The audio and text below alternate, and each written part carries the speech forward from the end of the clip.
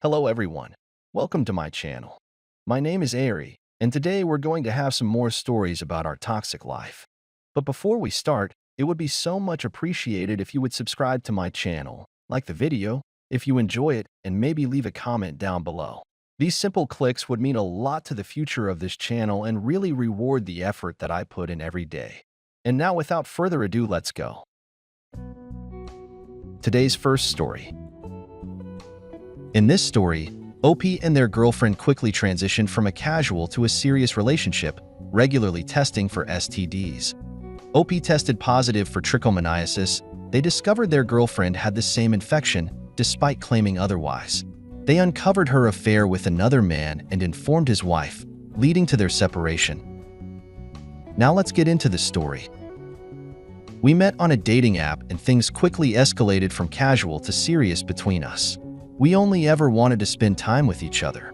I knew right away there was something different about her that I hadn't found in any other woman. Before we slept together for the first time, we talked about STDs and testing. I'm very particular about my health, and even though I use protection with women, I don't know very well I still get tested every 6 months. My girlfriend told me that she visited an OBGYN every 6 months and got tested there as well. At the start of our relationship, we were both negative for everything they tested for. After we became official, I still got tested. I knew that there were some rare instances where you could catch things from sharing towels or water bottles, but maybe that was just my paranoia. Regardless, my health insurance covered it, so I didn't care. I never suspected that anything was wrong in our relationship until I got the results of my STD test. I had gone in for my regular checkup, and I expected the same old news that I always got. Instead, my doctor called me with the results and told me that I had trichomoniasis. I was shocked to hear that I had contracted something because the only person I'd been with was my girlfriend. I hadn't felt any symptoms or anything either. He explained to me what it was and that it often goes undetected. He put me on a series of antibiotics right away that would clear it up. As soon as I found out that I had it, I needed to talk to my girlfriend. I didn't know how else I would have gotten it. Later that night, I sat her down in the living room and I explained everything. I didn't accuse her of cheating, but I asked her about the last time she was tested. I asked her if she could go over the results to see if maybe she misread something, and she actually came back positive for it. She was offended that I was accusing her of lying about her results, but that wasn't the case. Before we got into a big argument about it, I explained to her that it couldn't been something that was picked up from somebody shaking my hand after they didn't wash theirs in the bathroom. I assured her that I wasn't accusing her of anything, but I just needed to know where it came from. Regardless, she needed to get tested for it as well. She scheduled an appointment for the following day and went in for the testing. It took about 5 days for the results to come back, and she told me that it was negative. While we were waiting for the results, she had been acting very strangely. She could hardly look me in the eye when we would speak, and it seemed like she was trying to avoid me. I didn't think that she would have cheated, but I couldn't help but wonder if it was her guilty conscience keeping her away from me. She was on her phone a lot more than usual, and that struck me as odd. This is going to sound mean, but she didn't really have any friends. I didn't know who she was texting with so often. When she told me that her results came back negative, something told me that she was lying. I didn't know if it was the way she said it or what, but my gut told me not to trust it.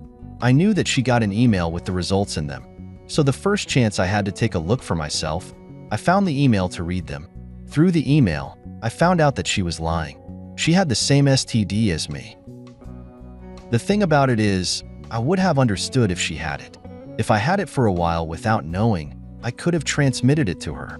There would have been no shame in telling me the truth. It was treatable, and I had the same thing. I couldn't figure out why she would lie about it. The only reason I could think of was that she was trying to cover up the fact that she gave it to me. I had never snooped through her phone before, so I felt bad right away as I started looking. It didn't take long for me to find out that she was cheating on me. I found a text message exchange between her and an unsaved number where she informed the person that she tested positive for trichomoniasis. She asked them if they had it, and they told them they didn't think they did. When she asked them about the last time they were tested, they said like 2 years ago. You might have guessed by what I mentioned earlier, but I am a little bit of a hypochondriac. I was very particular with my girlfriend when we first started dating about STDs and testing. The fact that she cheated on me with some random person who didn't even know when the last time they were tested scared me. I thought it was incredibly reckless to not have that conversation with someone. Through their other messages, I could see that they had slept together several times and were carrying out an ongoing affair. They were sending each other pictures and suggestive messages while figuring out times to get together. In one message, the person mentioned that their partner was out of town and invited my girlfriend over. With that and the cheating, I knew that my relationship was over. I want nothing to do with somebody who would sneak around behind my back with another person. I didn't say anything at first when I found out. For some reason, I felt bad about snooping through her phone, so I needed to find another way to tell her I knew about the cheating. She told me the following afternoon that she was going to be staying late at work. I remembered what I read in the messages about her going over to this random person's house because their partner wasn't home. I knew what I had to do. I took the rest of the day off work, and I waited outside of my girlfriend's office so I could follow her to the other person's house. I saw her leave right on time, and I followed her to a house in the suburbs. She was welcomed inside by another man who quickly ushered her in through the front door. It was obvious he didn't want his neighbors to see anything. I noticed that there was some mail in the box, so I did something illegal and took a peek to find out what his name was. I got both his name and his wife's name. After I found that and saw my girlfriend go inside the house, I didn't need to stick around for anything else. I already knew that they were having an affair, so it didn't matter if they were having intimate there or not. When I got home, I looked up his wife on the internet. I wasn't positive if it was her, but I found her name attached to a small designer brand that had a booth set up at a local wedding convention. I thought that maybe things were aligning, and that could have been the woman. I reached out to her, and I asked her if the man was her husband because I had something to share with her. Her DMs were open for business inquiries, so I hoped she wouldn't just report me as spam. She replied asking me more about what I knew, and I explained everything to her. She called me shortly after, and we talked about everything over the phone. She confirmed that it was her husband and told me that she didn't have any STDs and she got tested regularly. She told me that she planned on confronting him when she returned from the convention. I sent her everything I could in regard to evidence, and she thanked me for it. I then just tried to focus on what to do to get back at my girlfriend. She was reckless, and she cheated on me, and she gave me an STD. Yes, it was a curable one, but it didn't matter. The more I thought about what I wanted to do to get revenge, the more I realized I didn't want to see her ever again. She really had very few people in her life, and I knew that losing me in itself would be a big blow to her. She came to me for everything, and I was going to take that away from her. I figure I had a few hours before she got home to get my shit together and disappear. I packed up all of my clothes and some of the essentials that I had around the house like my television and computer. Before I left, I printed out pictures of some of the messages I found alongside the test results I had sent myself. I left all of them in a nice little envelope on the kitchen table and walked out of the apartment forever. I didn't leave a note explaining how I felt or what I was doing. She was left to figure all of that out on her own. I blocked her number, and I called one of my friends to see if I could crash at their place. I explained what happened and told them to keep my being their secret. And they agreed. Several hours later, he got a call from my girlfriend, and she asked him if I was there. He lied, and she moved on to the next person. I almost felt bad because I knew how worried she probably felt, but I didn't want to care. She wasn't my problem anymore. A few days passed, and I reached back out to the wife of the man my girlfriend cheated with just to check in. We had a quick call, and she explained everything that happened. They were separating, which was good. The best part of all of it was that she had a very successful business, and he had just been laid off from work. He had been trying to convince her to invest in a business of his, which she was going to do. After everything, she decided it was not in her best interest to do that. So she left him, and he had no income whatsoever. I told her about what happened with my girlfriend, and she thought it was hilarious. When she looked through her husband's phone, she saw that my girlfriend had contacted him several times after I left. She was very broken up about everything and needed someone to talk to, but he didn't want anything to do with her aside from intimacy. So my girlfriend was completely alone handling everything. I'm glad that I found out about my girlfriend's character right did. I truly cared about her a lot, and before finding out, I could have seen a future with her. Today's second story. In this story, OP discovered his wife Linda was cheating after noticing she was increasingly secretive and distracted. On a trip to their lake house, he found explicit messages from her lover on her phone. He confronted the lover, recorded the confession, and informed Linda she had 2 hours to leave. The marriage ended in divorce, and Linda's affair led to her losing her job and moving in with her lover briefly before returning to live with her sister. Now let's get into the story. I, 32, was working as a chemical engineer, and my wife of 2 years, Linda, 27, worked as a nurse assistant at the time. We didn't have children, but we were planning to start a family soon. We were financially secure. I made around $140K a year, and my wife made around 30. She was also in school, which I was paying for. We owned the house and had savings. I thought we were happy and content with our lives. I had noticed that in the weeks leading up to D-Day that Linda was spending far more time on her phone than usual. I also noticed when she unlocked her phone that she had added a passcode, something which she never had before. We never had a reason to have passcodes before on our phones, since I never used hers or she never did mine. We never snooped on each other's phones ever. However, I didn't think much of it at the time, since she had never given me any reason to doubt her. Fast forward to D-Day, me and Linda had escaped to the lake house my family owned a few days prior, which was located about 1.5 hours from home. We were planning on spending some quality time together, since we had both gotten a bit busy with our careers, school, etc. In hindsight, I did notice that Linda was a little preoccupied during this day. However, I was still unaware. Her nephew had been diagnosed with leukemia a few weeks ago when the entire family was buzzing with the news. So I thought perhaps it was that. She also seemed to be texting more than usual as well. But I thought maybe it was her sister relaying news and asking for advice regarding her son. On the second day since we arrived, Linda had started working on her special Moroccan dish that she had been excited about for some time. She asked me to look the preparation method up again on the web, and I do. But my battery's about to die, so I go in and plug it into the charger. She then unlocks her phone and tosses it to me, and asked me to look it up on her phone. I search for it and read it out loud. Just as I finished reading it and was about to turn the screen off and get locked out of her phone permanently, a silent WhatsApp notification pops up. I find it weird since I didn't know Linda even had WhatsApp, and I automatically click on it. I wasn't expecting to see anything incriminating, or wasn't even trying to snoop. It was more like a reflex action more than anything, and I opened the chat log between her and the guy. He goes, "How's it going?" Then he's typing. Then as I'm staring at it, he sends another one, "Already missing you." My entire vision blurs, and I feel the room spinning for about 3 seconds. I hurriedly grabbed her phone and head off to the den. My wife is still preparing for her special dish, blissfully unaware that I was close to seizing just a few feet over. I scroll through their endless chat. There's flirting, there's exchanging nudes, there's a lot of talking about the intimate they had or are planning on having, etc. They've also professed their love for each other a few times. After about 10 minutes of scrolling, I've had enough. I decide on the spot that my marriage is over. After reading through all that, there's no way I'll ever want her in my life, much less my bed. I tried changing her password, but failed.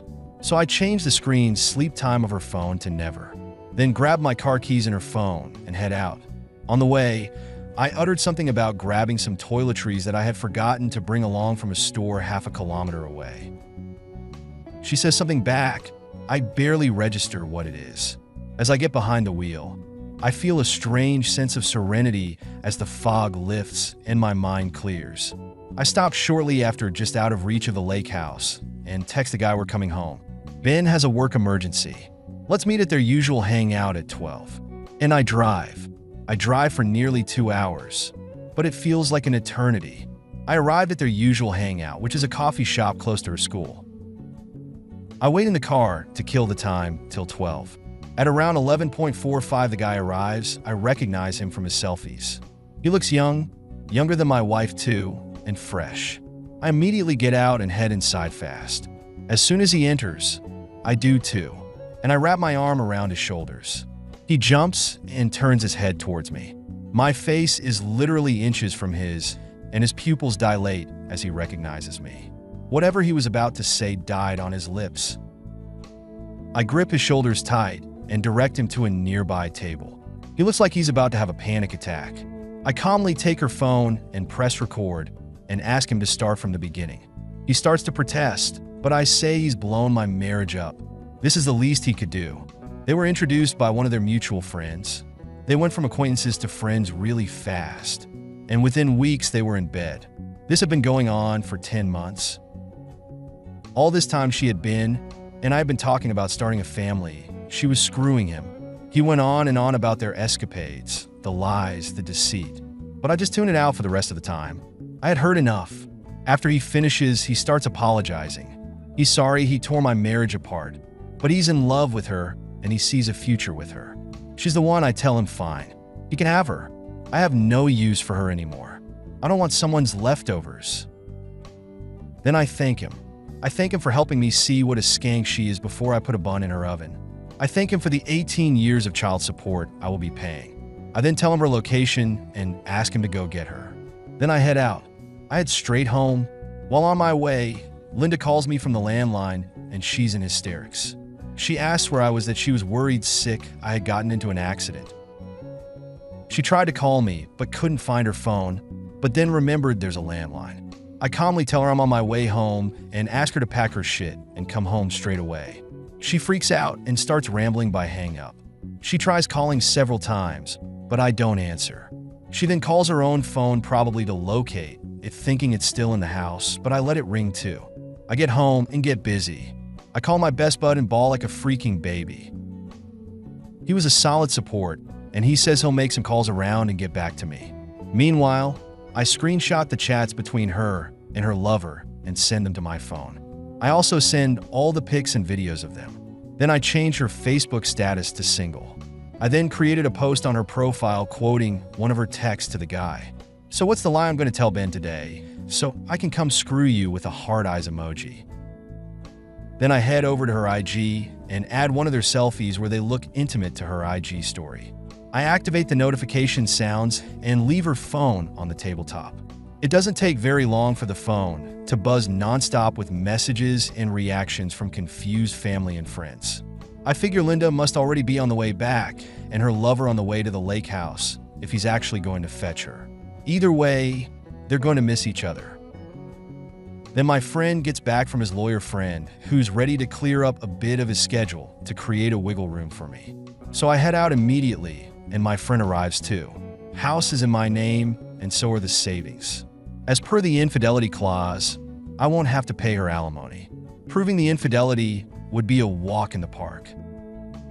I'll be walking away from the marriage pretty much unscathed, except for the 2 years I wasted on this woman and PTSD. When I head home, my soon-to-be ex-wife is on the front porch with all our luggage lying around. As soon as she sees me, she goes absolutely nuts, asking me what the frick is wrong with me, leaving her like that, etc. I unlock the door and quietly step inside, and she follows, rambling at 1,000 words per minute. She finally gets in my face and yells at me. I take her notification, clogged phone from the table, open the audio recording of her lover, and hand it over to her. To say she was shocked is an understatement. She sinks to the floor and starts screaming that it wasn't why I think it is that her lover is mistaken. It didn't mean anything, and that I'm the love of her life and all that BS. I tell her she has 2 hours to pack her stuff and get out. She wails at first, then clings to my leg and begs me to not ruin our family for a simple mistake, and then turns nasty. She says, I can't kick her out because this is her house too, and I remind her to prenup with its infidelity clause. She kicks and screams for some time, but I don't wait around. In the span of the next few hours, I inform her family, my family, her friends, her colleagues, etc. Since the prenup is solid, I figured it's important to get my narrative out first, since I have no doubt she's going to spin some sort of sob story and make me out to be an abuser or something. So, long story short, I serve her within the week, and 6 months later our divorce is finalized. Soon after I kicked her out, she moved in with her lover, and they lasted a solid 2 months before she set herself up in her sister's guest room. From what I heard at the time, she was let go of her job and was taking a break from school till she scraped some dollars to pay for it. The final time I saw her in court, I almost didn't recognize her. She looked like she had aged a decade in the span of 6 months and looked ragged and tired. 3 years after the ordeal, I met the woman of my dreams and married her. I'm now a proud father to a toddler. As for my ex, I do not know her whereabouts. However, wherever she is, I hope she's living well. I have long let go of the anger and resentment I felt toward her. She's only a minuscule part of my past now. I know, like mine and her family's did, most of you listeners probably would not approve of the way I handle things. Why couldn't I just forgive her this one time? Why couldn't I get her one last chance? Why did I rush into a divorce? But for me at the time, and even now, the course of actions I followed makes the most sense. I did not, and still do not feel like cheating is something I can just sweep under the rug and move forward with life. Just isn't. Anyways, thank you everybody for reading my story.